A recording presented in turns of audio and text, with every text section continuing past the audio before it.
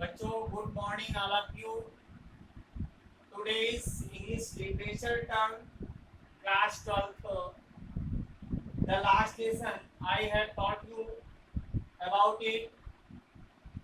Alphonse Daudet is the eminent writer of the last lesson.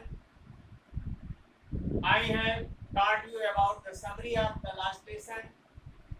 You know that Prussia attacked on the France in the leadership of Bismarck, and Alsace and other parts of France was under captured by Prussia. So the order came from Bernil that the French language would not teach in the colleges, but in place of German language would teach tomorrow. So this story tells us that the nation which had no its religions or languages, it's always destroy itself. So as here mentioned about the last lesson, बच्चों मैंने ये lesson read कराया था, summary पढ़ाई थी, one passage से लेकर के फर्स्ट पैसेज से लेकर लास्ट पैसेज तक मैंने पढ़ाया था। आज मैं क्वेश्चन देखिए बच्चों, मैंने द लास्ट लेसन में आप सभी को समरी पढ़ाई थी। इसके एमिनेंट राइटर हैं अल्फोंस डाउडेट। इन्होंने फ्रांस यानी फ्रांस देश में प्रूशिया द्वारा किए गए आक्रमण के बारे में और अधीनस्थ फ्रांस के बारे में बताया है।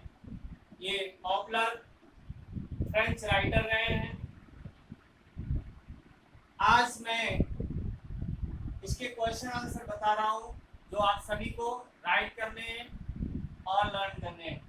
पहला क्वेश्चन मैंने लिखा है शॉर्ट टाइप क्वेश्चंस में, what did M Hamel say about the French language. French language के बारे में एम हैमल ने क्या कहा था। किसके बारे में? फ्रेंच लैंग्वेज, यानी फ्रांस की जो लैंग्वेज थी वो फ्रेंच थी। जैसे जर्मनी की जर्मन लैंग्वेज होती है। भाषाएं बहुत हैं, अपने देश में 18,000 से अधिक पूरे विश्व में बोली जाती हैं।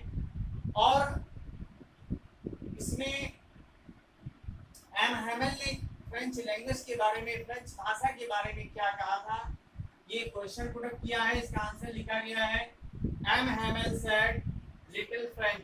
एम हैमल ने लिटिल फ्रेंच से कहा, यानी यहाँ टू भी लगा सकते हैं, सेड टू लिटिल फ्रेंच, यानी एम हैमल ने छोटे फ्रेंच से कहा। क्या कहा? I would not scold you, मैं आपको नहीं डांटूंगा। I thought I have plenty of time, मैंने सोचा था कि मेरे पास पर्याप्त समय है। I will learn it tomorrow, मैं इसे, अर्थात यहाँ पर इट का प्रयोग किया गया है फ्रेंच लैंग्वेज के लिए कि मैं इट यानी फ्रेंच लैंग्वेज को कल सिखा दूंगा, कल पढ़ा दूंगा। But you can neither speak ना राइट योर ओन लैंग्वेज, लेकिन अब आप ना तो अपनी भाषा लिख सकते हैं और ना अपनी भाषा बोल सकते हैं। अब आगे आप समझ गए होंगे, इतना शॉर्ट में लिख सकते हैं, आगे चाहे तो और लिख सकते हैं। क्या? बिकॉज, क्योंकि, बिकॉज आगे क्या लिख सकते हैं? Because we are captured under Prussia, क्योंकि हम प्रूशिया के अधीन हो गए हैं। किसके अधीन हो गए हैं? प्रूशिया के अधीन हो गए।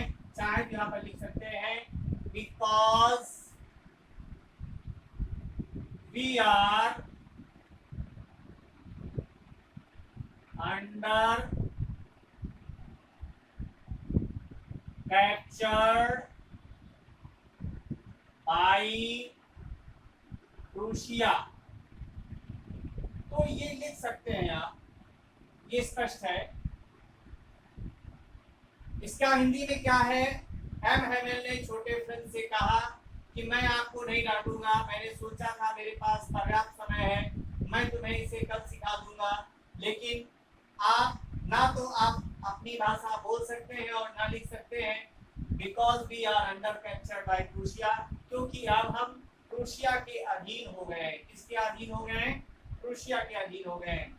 अगला क्वेश्चन कह रहा है what was the order that came from Berlin.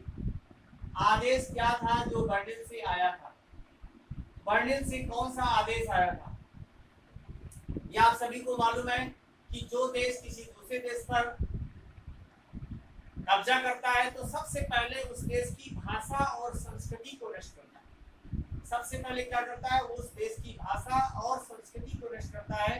तो उसने क्या आदेश निकाला था? यही आदेश निकाला था कि बर्लिन से यही आदेश आया था कि फ्रेंच लैंग्वेज जो है अब अगले दिन से नहीं पढ़ाई जाएगी और जर्मन लैंग्वेज पढ़ाई जाएगी कल से, क्योंकि ये रूसिया के द्वारा अधीन हो गया है।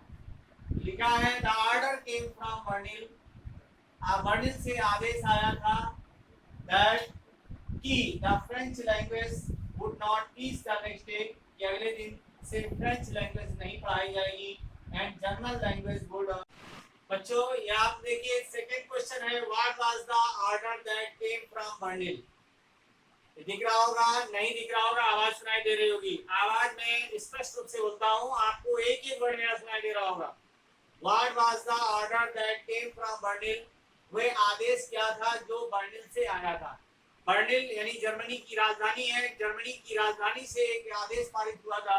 आदेश क्या पारित हुआ था? ये आप सभी को मालूम है कि जिस देश में कोई दूसरा देश आक्रमण करता है या उसको अधीन करता है तो उस देश की भाषा और उस देश की संस्कृति को सबसे पहले नष्ट करता है। तो वही चीज यहाँ पे हुई थी। द ऑर्डर केम, आदेश आया था फ्रॉम बर्लिन, बर्लिन से। बर्लिन से आदेश आया था दैट द फ्रेंच लैंग्वेज, की फ्रेंच भाषा would not teach the next day, अगले दिन नहीं पढ़ाई जाएगी, and German language would teach tomorrow, और कल से जर्मन भाषा पढ़ाई जाएगी, because it was under captured by Prussia, क्योंकि ये प्रूशिया के द्वारा अधीन किया गया था। प्रूशिया ने उस पर कब्जा कर लिया था। बात समझ गए होंगे बच्चों।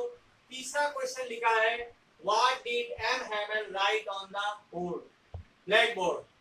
What did M Hamel write on the blackboard. Blackboard जानते होंगे, श्याम पट हिंदी में बोलते हैं, काली पट्टी, ब्लैक मीन्स काला और बोर्ड मीन्स पट होता है। इसको काला पट ना कहकर श्याम पट कहा जाता है, लेकिन इंग्लिश में ब्लैक बोर्ड ही कहते हैं। What did M Hamel write, M Hamel ने ब्लैक बोर्ड पर क्या लिखा?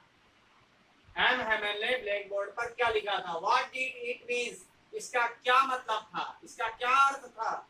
तो आइए मैंने लिखा है M Hamel wrote on the blackboard as large as he could with a piece of chalk।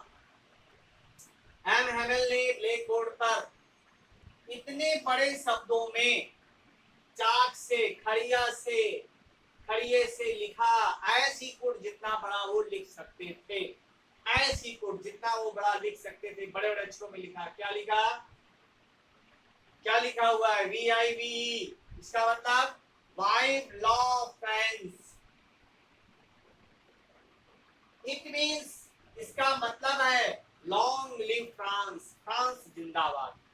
इसका मतलब फ्रांस जिंदाबाद। इसका मतलब क्या था? फ्रांस जिंदाबाद। और यही कह करके उन्होंने ये कहा कि class now, class is dismissed, you may go now. तो यहाँ ये स्पष्ट कर रहा है कि एम हैमेल वास्तव में फ्रांस से ज्यादा लगाव रखते थे। ये वही हाल हुआ कि जो व्यक्ति जिस देश में, जिस धर्म में और जिस जात में जन्म लेता है उसका उससे बहुत ज्यादा लगाव होता है। इसीलिए यहाँ स्पष्ट हो रहा है कि एम हैमेल वास्तव में फ्रांस और फ्रेंच लैंग्वेज दोनों से बहुत लगाव रखते थे। इसीलिए उन्होंने, चूंकि अंतिम शब्द था और लास्ट रिलेशन था, लास्ट टाइम उन्हें ये लिखना था, तो अपनी भावनाओं को उन्होंने ऐसे स्पष्ट किया है, यहाँ पर व्यक्त किया है। M. Hamel wrote on the blackboard as large as he could with a piece of chalk। M. Hamel ने खड़िए से, ठीक है, ब्लैक बोर्ड पर इतने बड़े अक्षरों में लिखा जितना वो बड़ा लिख सकते थे, विवे ला फ्रांस, विवे ला फ्रांस, इसका मतलब था, इट मींस, इसका मतलब होता है लॉन्ग लिव फ्रांस, फ्रांस जिंदाबाद। और यही कह करके उन्होंने फिर आगे लिख करके कहा कि class is dismissed now, you may go, आप जा सकते हैं, क्लास डिसमिस होती है।